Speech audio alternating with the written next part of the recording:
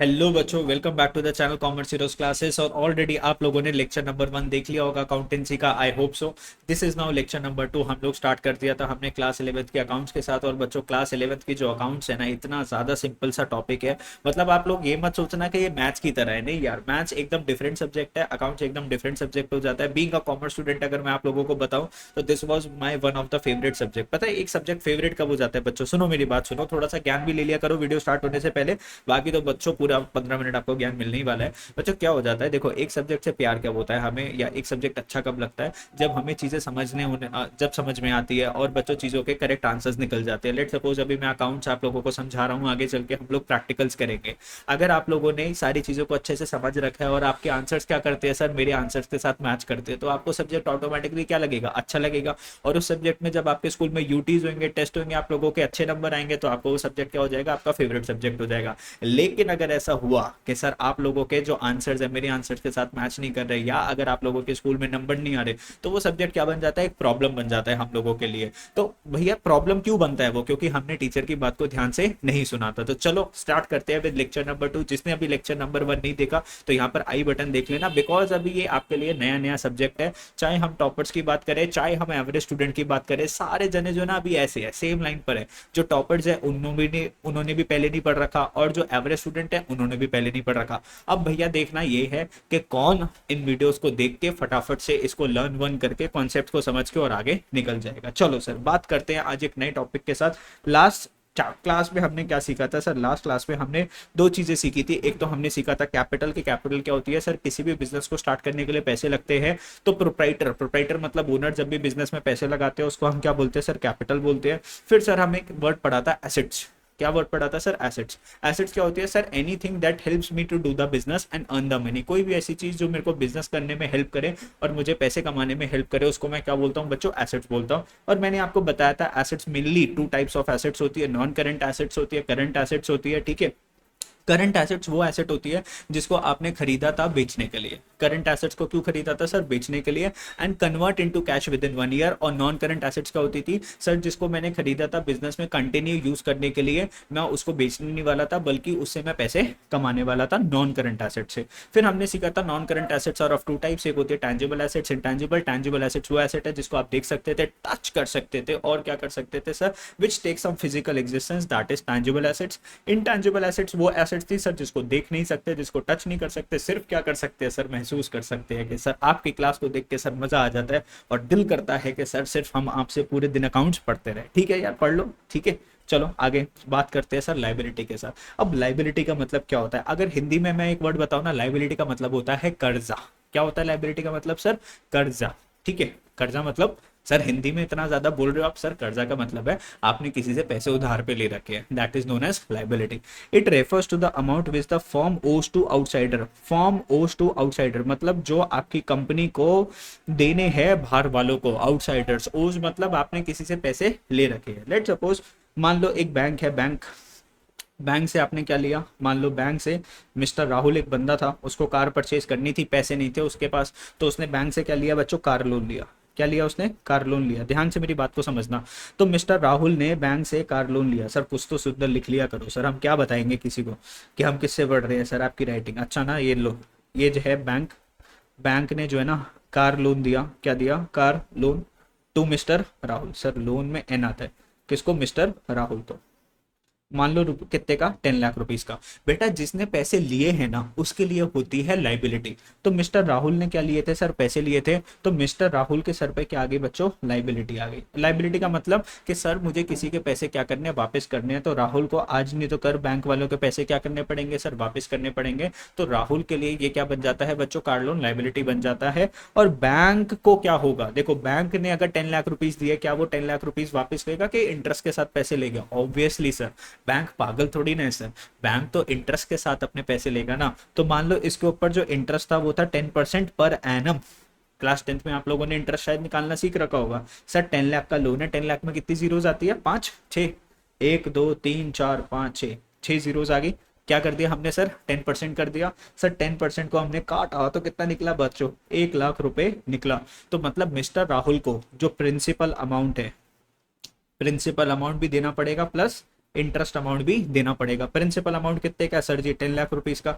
Interest amount कितने का बच्चों? 1 लाख रुपीज का। तो टोटल अमाउंट कितना हो गया? 11 लाख रुपीज। तो राहुल को जब वो 1 साल के बाद पैसे वापस करेगा तो 10 लाख रुपए तो वापस करने ही करने जो लोन के लिए थे, साथ ही साथ इंटरेस्ट भी तो पे कर रहा है ना। तो राहुल कितने पैसे वापस करेगा? 11 लाख रुपए। तो बच्चों बैंक ने 10 लाख के कितने पैसे बना लिए सर? 1 लाख रुपए बना के 11 लाख रुपए कर दिए। और मैं आप लोगों को बताऊं, जो भी चीज आप लोगों को कमा के देती है वो क्या होती है? एसेट होती है। तो बच्चों बैंक वाले के लिए उसका जो कैश जो था वो क्या है? एसेट है।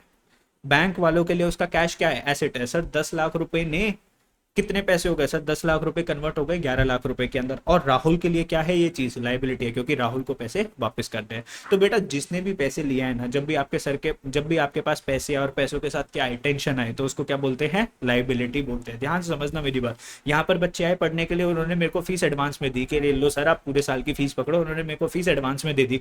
तो बच्चों क्या वो मेरी इनकम हो गई? नो सर, वो मेरे लिए लाइबिलिटी हो गई। सर लाइबिलिटी कैसे सर? क्योंकि मेरे सर के ऊपर क्या आई बच्चों? टेंशन आई कि मुझे उसको क्या करके देना पड़ेगा? बच्चों को पूरे साल पढ़ा के देना पड़ेगा, अच्छे से पढ़ाना पड़ेगा, उसके अच्छे नंबर दिलवाने पड़ेंगे। तो बेटा, या फिर आपके घर पे जब भी रिलेटिव्स आते हैं तो देखते हो जब वो जा रहे होते हैं तो आपको लग रहा होता है यार कोई 100 का नोट निकालेगा, 200 का निकालेगा कि 500 का निकालेगा। तो मान लो उन्होंने 200 का नोट आपको निकाल के दिया, तो क्या आपको उनको बदले में कोई चीज वापस करनी है? नहीं सर, तो उसको लाइबिलिटी नहीं बोलते। तो लाइबिलिटी का सीधा सा मतलब है जब आपके पास पैसे आ रहे हैं और आपको पैसे लौटाने पड़ेंगे या उसके बदले में कुछ काम करके देना पड़ेगा, दैट इज लाइबिलिटी। बेटा liabilities are also of two types. Majorly अगर मैं बात करूं, लाइबिलिटी दो तरीके की होती है। कौन कौन सी होती है सर? एक तो होती है नॉन करंट लाइबिलिटी और एक होती है आपकी करंट लाइबिलिटी। तो जैसे एसेट्स में था ना, assets are of two types, non current assets और करंट एसेट्स। ऐसी आपकी लाइबिलिटी दो तरीके की होती है, एक नॉन करंट लाइबिलिटी और बच्चों दूसरी करंट लाइबिलिटी। सर दोनों में डिफरेंस क्या होता है, कोई बता सकता है? बच्चों इसको कनेक्शन करो करंट एसेट्स और करंट नॉन करंट एसेट्स के साथ। बच्चों करंट लाइबिलिटीज वो लाइबिलिटीज है जिसको आपको वापस करना है 1 साल के अंदर अंदर। मतलब आपने लोन लिया 6 महीने का, आपने लोन लिया 7 महीने का, आपने लोन लिया 9 मंथ्स का, आपने लोन लिया 11 मंथ्स का, आपने लोन लिया 12 मंथ्स का, वो भी क्या है सर? करंट लाइबिलिटीज है। तो क्या लिखा हुआ है करंट लाइबिलिटीज में बच्चों? जल्दी से पढ़ के देखो। Current liabilities refers to those liabilities which are to be paid in near future. मतलब ये पैसे आपको जल्दी वापस करने पड़ेंगे। लेकिन सर कब तक वापस करने पड़ेंगे sir? Normally with in 1 year तक आपको उसको क्या करना पड़ेगा सर? वापस करना पड़ेगा। ठीक है सर। दूसरी अगर मैं बात करता हूं नॉन करंट लाइबिलिटीज की, तो बच्चों क्या लिखा हुआ है? These refers to those liabilities. ये वो लाइबिलिटीज होती है non current liabilities which fall due for payment in a relatively long period. मतलब इनकी जो ड्यू डेट आएगी ना वो बहुत लंबे टाइम के बाद आएगी, normally after more than 1 year. मतलब इनको 1 साल के बाद आपको क्या करना पड़ेगा? पे करना पड़ेगा। तो ऐसी कोई लाइबिलिटी जिसको विद इन 1 मंथ हमको पे करना है, वो कौन सी लाइबिलिटीज हो गई बच्चों? करंट लाइबिलिटीज हो गई। और जिसको मुझे 1 साल के बाद पे करना है वो कौन सी लाइबिलिटीज हो गई? नॉन करंट लाइबिलिटीज हो गई। इतनी सी बात सिंपल है। यस, समझ में आ रही है सारी चीज़ों को? समझ में आ रहा है तो चैनल को क्या कर लो? सब्सक्राइब कर लो, ताकि जब भी वीडियो आए तो फटाफट से वीडियो को देख लो और अपने क्लास के अंदर क्या बना लो? नोट्स बना लो। अब जैसे यहाँ पे डेफिनेशन लिखी है non current liability, current liabilities, मैं एक्सपेक्ट करता हूं कि आप लोग इसको अपने रजिस्टर में लिख लोगे, क्योंकि बार बार थोड़ी ना हम वीडियोस देख सकते हैं। ठीक है। और बच्चों एक और बात की अब आपके साथ एक डिस्कशन करनी है, ध्यान से समझना, चीज़ों को समझना बच्चों ध्यान से। अगर मैं बात करता हूं आपसे, एक चीज़ और समझाता हूं आप लोगों को। नेक्स्ट टॉपिक है हमारा ड्राइंग्स। नेक्स्ट टॉपिक है हमारा ड्राइंग्स।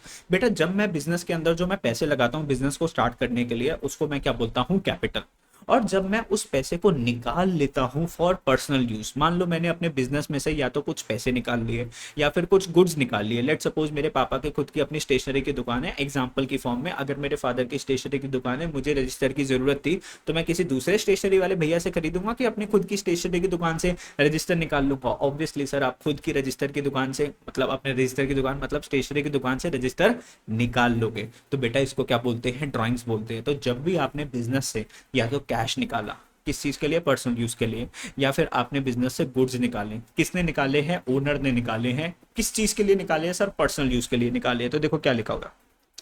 एनी कैश, या तो आपने पैसे निकाले या फिर कोई गुड्स निकाला। जैसे मैंने बोला कि मैंने अपने पापा की दुकान से क्या निकाले? रजिस्टर्स निकाल लिए। विड्रॉन बाय द ओनर, निकाले हैं, किसने निकाले? ओनर ने निकाले। क्यों निकाले हैं? For personal use. और any private payments made out of business funds, कहां से करिए भैया पेमेंट? बिजनेस के पैसों में से करिए। उस सबको क्या बोलते हैं बच्चों? ड्राइंग्स बोलते हैं। तो आई होप आप लोग ड्राइंग्स वाले वर्ड को समझ गए कि भैया जब आपने बिजनेस से पैसे निकाले पर्सनल यूज के लिए तो उसको क्या बोलते हैं सर? ड्राइंग्स। या तो पैसे निकाले या फिर गुड्स निकाले। ठीक है, चलो मान लो मेरे फादर का डोमिनोज है, ठीक है, अब मेरे को अपने दोस्तों को पार्टीज देनी थी डोमिनोज में, तो मैं उनको दूसरे किसी डोमिनोज में लेकर जाऊंगा कि अपने खुद के रेस्टोरेंट डोमिनोज में लेकर जाऊंगा? सर ऑब्वियसली अपने खुद के डोमिनोज में लेकर जाऊंगा। अब वहां पे जाके मैंने उनको पार्टी दे दी, ट्रीट दे दी, मैंने उनको खिला दिया, अब मेरे पापा मेरे को बिल थोड़ी ना देंगे, ठीक है, तो ये भी क्या होगी, एक तरीके से ड्राइंग्स हो गई, क्योंकि मैंने अपनी दुकान से क्या यूज कर लिया सर, गुड्स यूज कर लिया। फिर बात करते हैं बच्चों एक इंपॉर्टेंट टर्म की जिसका नाम है बिजनेस ट्रांजेक्शन। क्या बोलते हैं बच्चों, बिजनेस ट्रांजेक्शन। क्या होती है business transaction? Sir business transaction होती है लेन देन, कि दो पार्टीज के बीच में क्या होता है, जब भी हम बिजनेस करते हैं तो कोई ना कोई किसी को पैसे दे रहा है, किसी के लिए तो एक्सपेंस और किसी के लिए इनकम है। हमेशा यही होता है ना, आप मार्केट में शॉपिंग करने के लिए जाते हो, आपको कोई चीज पसंद आ गई तो आप भैया को पैसे देते हो, तो जिस शॉपकीपर को आपने पैसे दिए वो शॉपकीपर की तो क्या हो गई, इनकम हो गई, उसके पास पैसे आ गए, और आपके लिए तो क्या हो गया, एक्सपेंस हो गया, खर्चा हो गया आप लोगों के लिए, तो आपके पॉकेट से पैसे चले गए।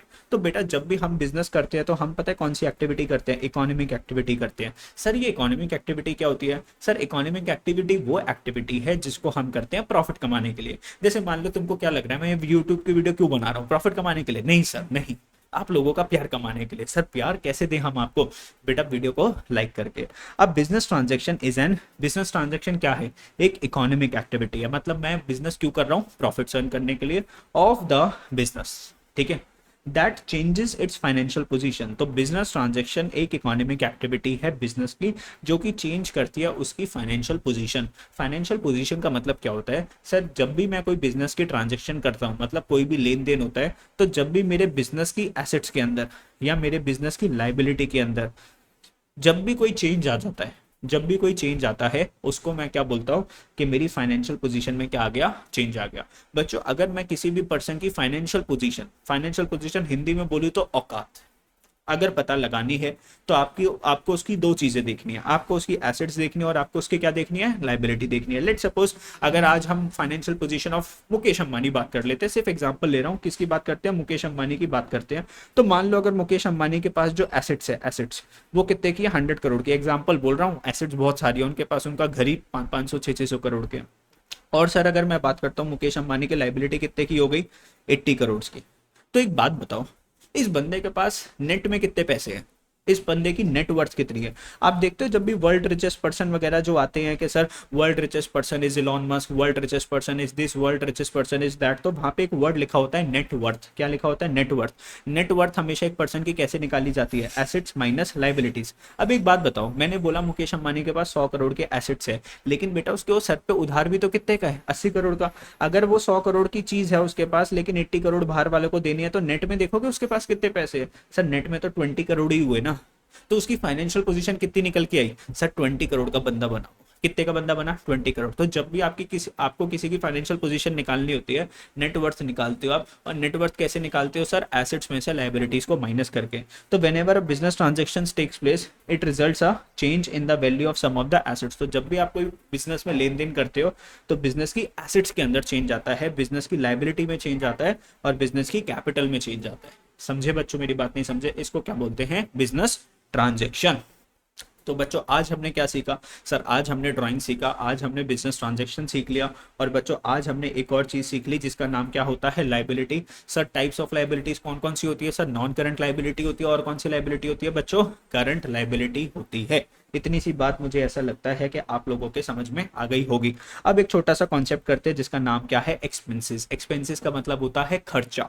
एक्सपेंसेस का मतलब क्या है, खर्चा। साइड में फोटो देख रहे हो, जब आपके वॉलेट में से पैसे निकलते हैं उसको क्या बोलते हैं, एक्सपेंस बोलते हैं। तो क्या लिखा हुआ है, expense is the cost incurred in producing and selling of goods and services. Oh my God sir, ये क्या लिखा हुआ है, कॉस्ट इनकर्ड मतलब जो लागत लगी किस चीज को प्रोड्यूस या बेचने के अंदर, गुड्स एंड सर्विसेज। तो मान लो मेरे हाथ में ये पेन है, पेन, मैं इस पेन को बना के मार्केट में क्या करता हूँ, सेल करता हूँ। तो मान लो इस पेन के लिए मुझे रॉ मटेरियल परचेज करना पड़ा, प्लास्टिक परचेज करनी पड़ी, फिर मेरे को इसके डिजाइन के अंदर डालना पड़ा, फिर इसमें टेक्नोलॉजी डालनी पड़ी ताकि ये किसी स्क्रीन के ऊपर लिख पाए। तो मान लो ये पेन मैंने अपनी फैक्ट्री में बनाया, मुझको कितने का पड़ा, 3000 रुपए का। इसको बोलते हैं कॉस्ट, इसको क्या बोलते हैं, कॉस्ट।